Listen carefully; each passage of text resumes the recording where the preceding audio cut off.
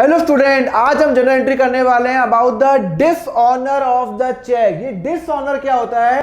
Dishonour का मतलब होता है कि भाई जो चेक या तो किसी ने मुझे दिया या मैंने किसी को चेक दिया, वो चेक खराब निकला। मतलब जो मुझे चेक मिला उसमें या तो साइन ठीक से नहीं है, या जिसने मुझे चेक दिया उसके अकाउंट में पैसे ही नहीं है, उसने मुझे फ्रॉड बना दिया। या फिर मैंने किसी को चेक दिया और गलती से मैंने वो अमाउंट डाल दिया जो मेरे बैंक में नहीं है। मतलब मेरा जो चेक मैंने किसी को दिया या मुझे किसी से मिला चेक, वो चेक यूजलेस निकला, पैसे ही नहीं थे अकाउंट के अंदर।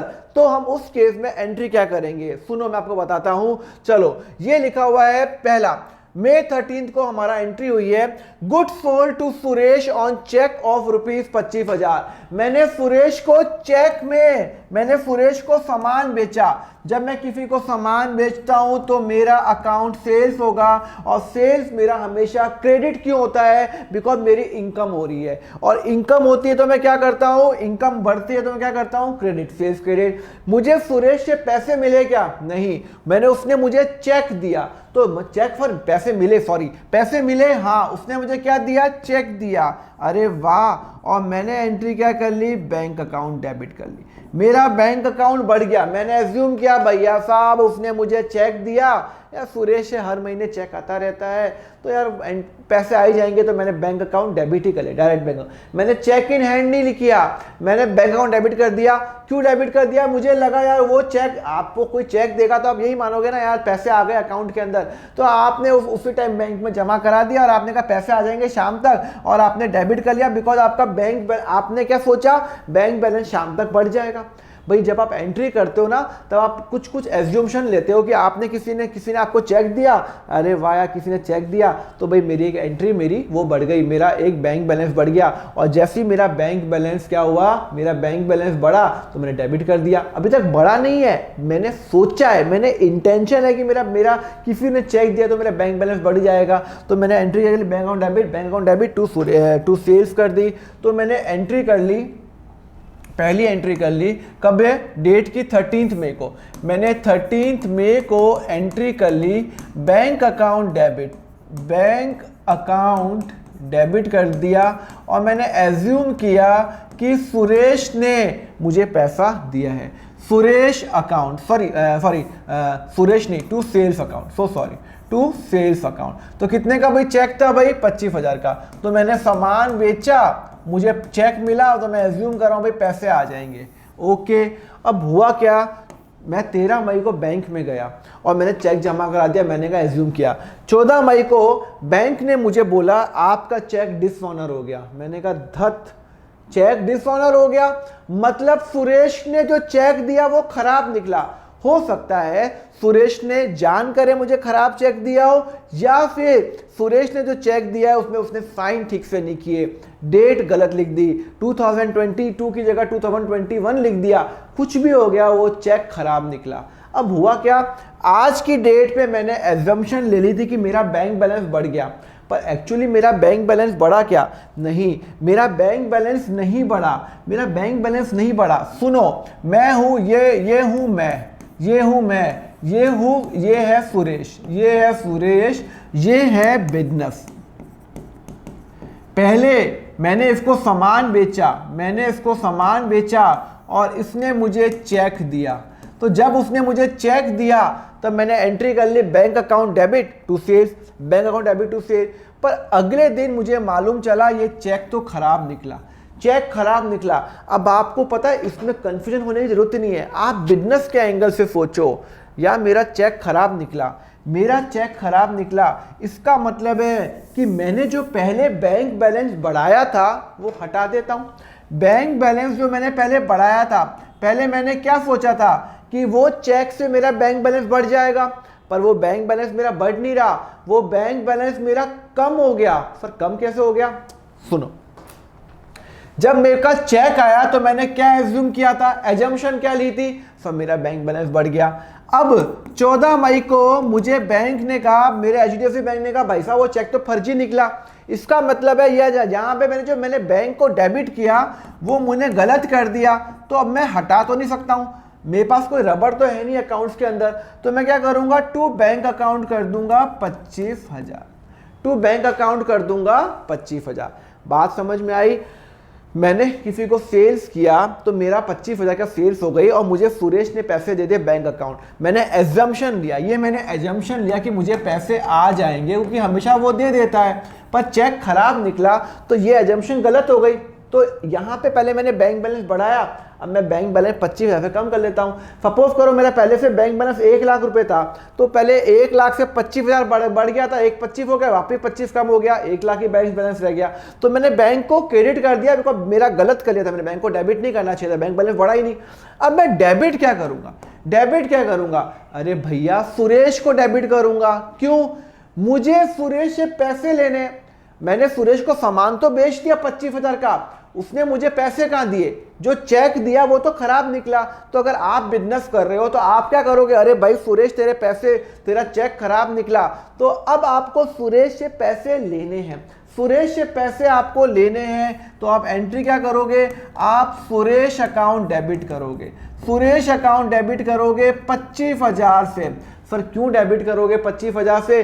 बिकॉज आपको सुरेश से पैसे लेने हैं, आपको सुरेश से पैसे लेने हैं। बाकी मैं समझा रहा हूं, जब मैंने सामान बेचा तो मैंने सेल्स किया, बट अब मुझे सुरेश से पैसे लेने हैं बिकॉज उसने मुझे जो चेक दिया था वो खराब निकला, तो मुझे सुरेश से 25,000 लेने हैं, तो वो मेरा एसेट बनता है। और जब मेरा एसेट बनता है तो वो मेरा डेबिट होगा। एसेट बढ़ रहा है, मुझे सुरेश से पैसे लेने हैं। तो अल्टीमेटली क्या हुआ? अगर इन दोनों एंट्री को मैं कंबाइन करूं ना, तो मैं बैंक और बैंक कट गया। मैंने सुरेश को पैसे, मैंने सुरेश को सामान बेचा और सेल्स ऑन क्रेडिट ही बेचा, मतलब अभी तक मुझे पैसे आए नहीं, अभी तक मुझे पैसे आए नहीं। अगर आप इन दोनों कंबाइन एंट्री करो, पर कंबाइन एंट्री इसलिए नहीं कर रहा बिकॉज ये दो अलग अलग डेट पे हुई है, तो मुझे नहीं पता। समझ में आया नहीं आया? तो जिस दिन आपने चेक आपको मिला, आपने बैंक डेबिट कर दिया, पर आपको लगा या तो बैंक गलत डेबिट हो गया क्योंकि पैसे तो आए नहीं, तो आपने बैंक को क्रेडिट कर दिया और आपने डेबिट क्या कर दिया? आपने सुरेश अकाउंट डेबिट कर दिया। क्लियर है नहीं क्लियर है? हाँ समझ क्लियर है। दूसरा, चेक डिसऑनर्ड हो गया। तीसरा, मई 15 को मैंने एक टेलीफोन एक्सपेंस पे किया, अमाउंट नहीं लिखा हुआ, मैंने एक काम करता हूं, मैंने एक्सपेंस सपोज करो 2,000 का, ठीक है ना, मैंने अमाउंट लिखना भूल गया। मैंने टेलीफोन एक्सपेंस पे किया बाय चेक, मैंने कोई टेलीफोन एक्सपेंस पे कर दिया चेक से। तो जब मैं कोई टेलीफोन एक्सपेंस चेक से पे करता हूं तो भाई एक तो मेरा खर्चा हो गया, मैं भी टेलीफोन यूज़ करता हूं भारती का, एयरटेल का, तो 2,000 का मेरा खर्चा हो गया।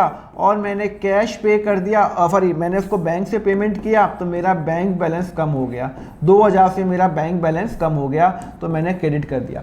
अरे भाई मैं भारती वाले, मैं एयरटेल वाले के पास गया, मैंने कहा यार ये लो मेरा टेलीफोन का बिल का पैसा, तो मेरे यहाँ मैंने उसको चेक दे दिया, तो मैंने एज्यूम किया कि मेरा चेक ठीक होगा, बैंक में पैसा होगा, और क्रेडिट हो गया, तो मेरा बैंक बैलेंस माइनस हो गया। मैंने एजम्पशन किया कि यार चेक तो क्लियर हो ही जाएगा, और मेरा खर्चा हो गया। तो मैंने एंट्री क्या कर ली? मैंने एंट्री कर ली 15 मई को, मैंने एंट्री कर ली 15 मई को कि भैया आपका 15 मई को आपने टेलीफोन एक्सपेंस किया, हाँ टेलीफोन एक्सपेंस किया डेबिट, कितने का? 2,000 का, और आपने चेक दे दिया, आपने चेक दे दिया, ठीक है भाई, आपने लगा चेक क्लियर हो जाएगा, तो चेक आपका डेबिट हो गया। क्लियर है? हाँ। अब हुआ क्या? सुनो सुनो सुनो, कि गलती मेरे से भी नहीं हुई है, मेरे से भी सॉरी दूसरों से नहीं, मेरे से गलती हो गई। जो मैंने एयरटेल वाले को चेक दिया था, एयरटेल वाले को चेक दिया था, वो चेक खराब निकला। हो सकता है मैंने गलत डेट लिख दी हो, मुझे डेट लिखनी थी 15 मई 2022, मैंने चेक पे डेट लिख दी 15 मई 2021, अब गलत हो गया, मेरे से गलती हो गई। अगर मेरे से गलती हो गई तो वो बैंक तो पास करेगा नहीं चेक। अगर वो बैंक मेरा चेक पास नहीं करेगा तो मैं क्या करूंगा? बैंक मेरा चेक पास नहीं करेगा तो मैं क्या करूंगा? अरे भाई सुनो, सुनो, इसको कनेक्टिंग एंट्री बोलते हैं। जब मैंने जब किसी को चेक दिया था तो मैंने सोचा था कि मेरा बैंक बैलेंस कम हो जाएगा, पर 16 मई को मैंने क्या किया?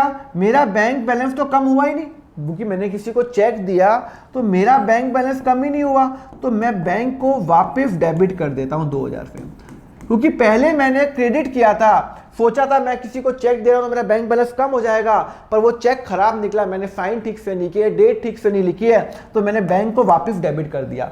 अब सर क्रेडिट क्या करूंगा? सर बहुत सिंपल है, यहां पे बच्चे कंफ्यूज होते हैं, यहां पे बच्चे बोलते हैं सर टू टेलीफोन एक्सपेंस कर दो। आप बहुत सारे बच्चे बोलते हैं सर टू टेलीफोन एक्सपेंस कर दो, नहीं करेंगे। सर क्यों नहीं करोगे टू टेलीफोन एक्सपेंस?